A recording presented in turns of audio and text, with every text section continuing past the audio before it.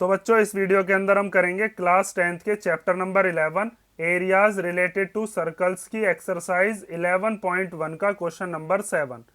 तो question number 7 में दिया है a chord of circle of radius 12 centimetre subtends an angle of 120 degree at the centre, find the area of the corresponding segment of the circle. मतलब कोई circle है, उस circle का radius कितना है 12 सेंटीमीटर। उस सर्कल की जो कॉर्ड है वो एक एंगल बना रही है, कितने डिग्री का 120 डिग्री का सेंटर के साथ। तो पहले हम एक कॉर्ड बना लेते हैं और उस कॉर्ड से सेंटर पर जो एंगल बन रहा है वो कितने डिग्री का है 120। जैसे सेंटर मान लिया O, तो यहां पर पहले हम बना लेते हैं एक कॉर्ड। तो मान लीजिए ये हो गई वो कॉर्ड, ठीक है। और इस कॉर्ड का नाम दे देते हैं कुछ। तो कॉर्ड का नाम हो गया AB। कॉर्ड क्या होती है ये मैंने आपको इंट्रोडक्शन में और बाकी के क्वेश्चंस में बताता चल रहा हूं, अब तक तो आप समझ गए होंगे। तो यहां पर ये जो कॉर्ड है ये सेंटर के साथ कितने डिग्री का एंगल बना रही है। तो हमने एक इधर से ज्वाइन कर दी और कॉर्ड का एक पॉइंट सेंटर पर इधर से ज्वाइन कर दिया। तो ये वाला जो एंगल बन रहा है ये कितने डिग्री का बन रहा है 120 डिग्री का। तो हमने देखा कि ये जो कॉर्ड थी जब सेंटर के साथ एंगल बना रही है तो ये तो रेडियस भी बन गई, ओ ए और बी ए बी ओ। तो हम इनको लिख सकते हैं, रेडियस कितनी दे रखी है यहाँ पर 12 सेंटीमीटर। तो इधर से भी कितनी हो जाएगी ये 12 सेंटीमीटर। अब हमें क्या करना है, find the area of the corresponding segment. हमें सेगमेंट का एरिया बताना है। तो सेगमेंट क्या होती है ये चीज हम पिछले कई क्वेश्चंस में पढ़ते हुए आए हैं और मैंने आपको इंट्रोडक्शन में भी बता दिया था डिटेल में। तो सेगमेंट जो होती है वो आर्क के और कॉर्ड के बीच का रीजन होता है। जैसे यहाँ पर ये क्या है, ये हो गई मान लीजिए इसकी माइनर आर्क ACB नाम की, और कॉर्ड हो गई AB। तो इनके बीच का ये जो रेडिश वाला पार्ट है यही क्या होगी, इसकी सेगमेंट होगी।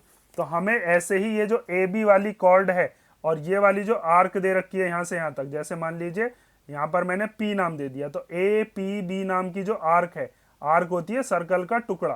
तो ये APB नाम का जो टुकड़ा है और ये AB नाम की जो कॉर्ड है, इनके बीच का जो एरिया है वही क्या है अपना, वही है अपनी सेगमेंट, जिसका अपने को एरिया निकालना है, ये जिसमें मैंने येलो कलर कर दिया। ठीक है, तो अब इसका एरिया कैसे निकालेंगे, इसके लिए तो मैंने आपको फॉर्मूला बता रखा है इंट्रोडक्शन में और कई सारे क्वेश्चंस में भी हम सॉल्व करते हुए आए हैं। हम बस उसी फॉर्मूले को लगाएंगे और सीधा डायरेक्ट हमारा क्या आ जाएगा, इस सेगमेंट का एरिया आ जाएगा। ये हो गई अपनी क्या, सेगमेंट। माइनर सेगमेंट है ये, ठीक है, मेजर तो पूछी नहीं तो बस सेगमेंट ही लिख दिया मैंने यहाँ पर। तो अब हम निकालते हैं इसका एरिया। तो आप यहां पर लिखोगे area of the corresponding segment, corresponding segment.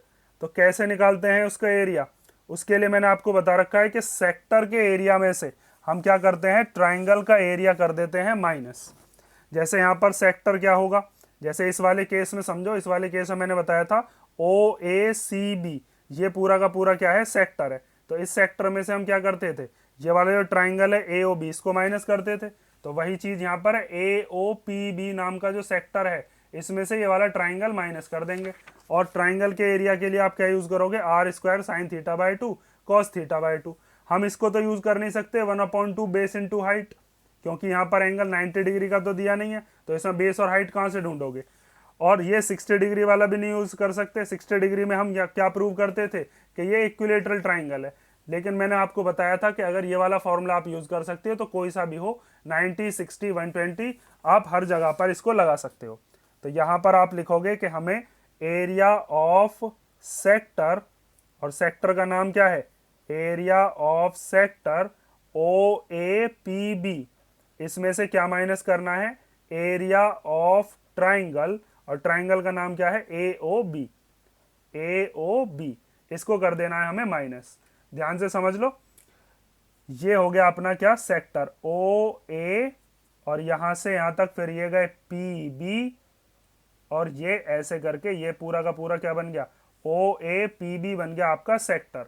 और इसमें से ट्राइंगल कौन सा है, ट्राइंगल हो गया अपना ये वाला OAB, ठीक है, या फिर AOB जो भी आपने नाम दिया है। तो अगर इस सेक्टर में से इस ट्राइंगल को माइनस कर देंगे तो यही वाला हिस्सा तो बचेगा सेगमेंट वाला। तो अब आपको बस सीधा सीधा फॉर्मूला लगा देना है।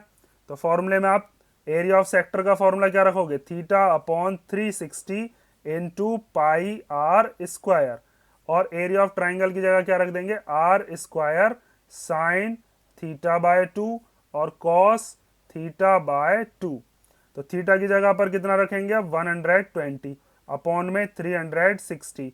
पाई की जगह पर इसने बताया क्या यूज कर लेना 3.14। आर की जगह पर क्या यूज करना है 12, तो 12 का स्क्वायर है तो हमने 2 बार 12 लिख लिया। यहाँ पर भी आर स्क्वायर है तो हमने 12 इंटू 12। अब यहाँ पर साइन थीटा बाय 2, तो साइन थीटा की जगह पर 120 अपॉन में 2, फिर कॉस 120 अपॉन में 2। ठीक है, अब इसको सॉल्व करने के लिए मैं क्या काम करता हूं, ये जो माइनस के इधर वाला है और माइनस के इधर वाला दोनों में ही मुझे दिख रहा है 12 12 कॉमन आ रहा है, तो हम 12 को ले लेते हैं 2 बार कॉमन। 12 इंटू 12 दोनों में से कॉमन आ गया, तो यहां पर क्या बचेगा बस 120 अपॉन 360 इंटू 3.14, और इधर क्या बचा माइनस, ये तो पूरा का पूरा बाहर आ गया भाई। ये वाला जो है 12 इंटू 12 ये इसमें भी आ रहा था और इसमें भी आ रहा था, तो दोनों में से कॉमन ले लिया। अब यहाँ पर क्या बचा, जब इसको कैंसिल करेंगे तो साइन 60 और कॉस 60, तो यहाँ पर आप लिख दोगे sine 60 degree and cos 60 degree, दोनों की वैल्यूज पुट कर देते हैं और अपना आंसर आ जाएगा। तो यहाँ पर 12 की 12 में करेंगे तो 12 का स्क्वायर होता है 144। 120 से 3 बार कैंसिल हो जाएगा भाई, 0 से जो है 0 और 12 3 है 36, तो ऊपर बचा 3.14 अपॉन में क्या है 3, माइनस साइन 60 की और कॉस 60 की वैल्यू रख लेते हैं। तो साइन 60 होता है अपना √3/2 और कॉस 60 कितना होता है 1/2। ठीक है, ये हमने वैल्यूज रख ली। अब यहाँ पर √3 की जब 1 में करेंगे तो √3 हो जाएगा, √3 की हमें वैल्यू भी बताइए, डायरेक्ट वैल्यू रख लेते हैं, तो ये हो जाएगा 144, उसके बाद 3.14 अपॉन 3 माइनस 1.73 अपॉन 4। अब आप चाहो तो पहले एलसीएम लेकर सॉल्व कर लो, या फिर पहले 3 से इसको क्या कर लो कैंसिल आउट कर लो। मैं क्या काम करता हूं, इसका ले लेता हूं एलसीएम। और एलसीएम क्यों ले रहा हूं मैं, क्योंकि यहां पर देखो ये आ रहा है 144 और इन दोनों का एलसीएम क्या आएगा 12, तो एक वो जो नीचे वाला जो 12 है उससे ये वाली चीज क्या हो जाएगी कैंसिल हो जाएगी, और हमारा जो डिवाइड है वो बच जाएगा। तो हमारा 3 और 4 का जो एलसीएम है वो कितना आ जाएगा 12।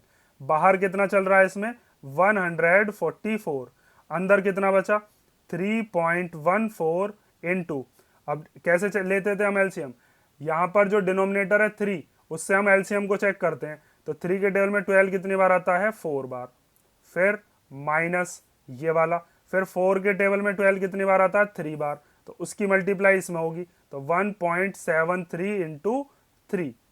ठीक है, अब 12 से इसको कैंसिल कर सकते हैं कितनी बार 12 बार, तो हमने ये लिख लिया 12 और 4 की में मल्टीप्लाई करेंगे, 4 4 जा 16 का 6 कैरी 1, 4 1 जा 4 और 1 कितना हो गया 5, फिर पॉइंट, फिर 4 3 जा हो गया 12, माइनस इसकी मल्टीप्लाई करते हैं तो 3 3 जा हो गया 9, 3 7 जा 21 का 1 कैरी 2, 3 1 जा 3 और 2 कितने हो गए 5, तो ये आ गया 5.19।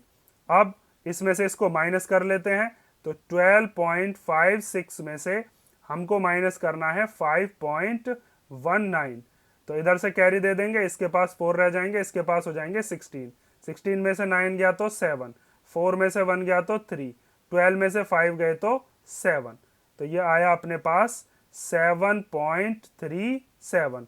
अब इनकी मल्टीप्लिकेशन कर लो, तो 12 7 जा 84 का 4 कैरी कितना बचा 8, फिर 12 3 जा 36, 36 और 8 कितने होते हैं 44, तो 44 का 4 और कैरी 4, फिर 12 7 जा 84 और 84 और 4 कितना हो गया 88, और यहाँ पर 2 से पहले पॉइंट था तो इसमें भी 2 से पहले क्या आ गया पॉइंट, और सेंटीमीटर स्क्वायर, और यही अपना क्या आ गया area of the corresponding segment. ठीक है, मेन चीज तो कैलकुलेशन ही है, वरना सीधा सीधा फॉर्मूला लगना था और फॉर्मूले के बाद आप इसको निकाल ही देते। तो इसे कर लो, अगर इसमें कोई डाउट हो तो आप कमेंट करके पूछ लेना, और नेक्स्ट वीडियो में हम करते हैं इसका क्वेश्चन नंबर 8।